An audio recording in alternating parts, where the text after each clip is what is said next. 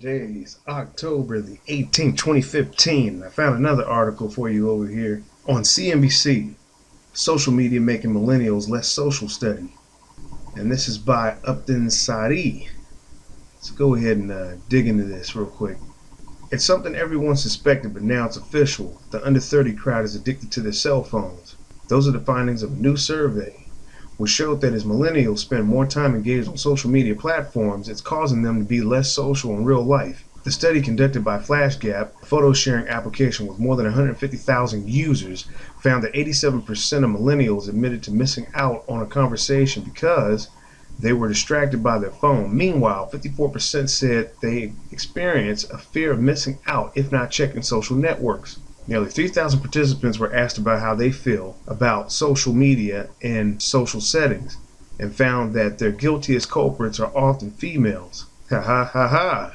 The study found 76% of females check social media platforms at least 10 times when out with friends, compared with 54% of males. The most commonly used apps mentioned in social settings among millennials were Snapchat, Tinder, Facebook, Messenger, and Instagram. Julian Kebab, co-founder of FlashGap, said that people are too focused on looking at social media when they're out at events, and it may be costing them in social interaction. People miss out on parties because they want to see what's going on social networks, take beautiful selfies, and add filters to their pictures, he told CNBC.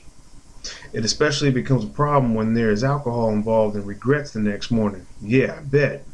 The survey found that 71% of users regret posting a picture on a social network after more than 3 drinks. FlashGap's findings echoes a similar study conducted in 2014 where research suggested that cell phones were increasingly undermining personal interactions. The widely circulated Virginia Tech University report said that the presence of mobile technologies has the potential to divert individuals from face-to-face exchanges, thereby undermining the character and depth of these connections. Concerns are growing that the practical impact of mobile device use is making humans more interested in their online lives and less interested in each other. Yet Kebab told CNBC his intent for FlashGap was to help millennials make their experiences more relevant in real life. In college, Kebab said he and his friends had strapped on GoPro cameras during parties and would gather the next day to watch one another's footage. The experience was so fun that I said that we need to scale this emotion with an app. Haha. Kebab, whose company has 14 employees and is based in Paris. Discovering parts of your nights out you didn't see at the same time as your friends felt exactly like the end scene of the Hangover movie, and that's when it clicked, he said. FlashGap is entering a hotly competitive space where any of the big players vying for millennials' eyes already have a head start. The app was launched in France and recently raised 1.5 million, yada yada yada, going on down here. Wheeler acknowledges that social sharing is still an increasingly important piece of a person's online identity.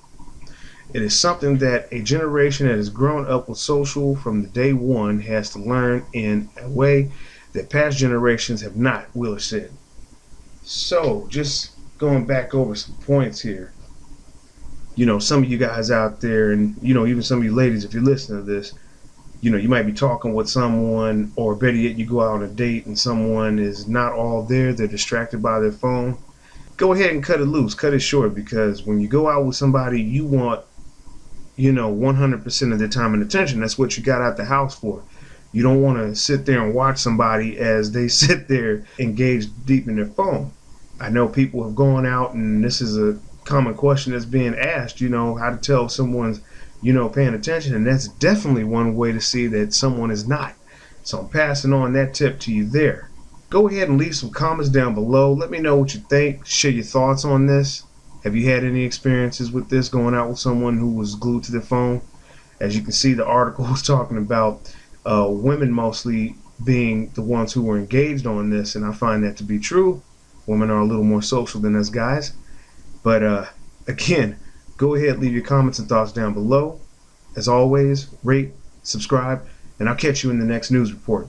September Man out.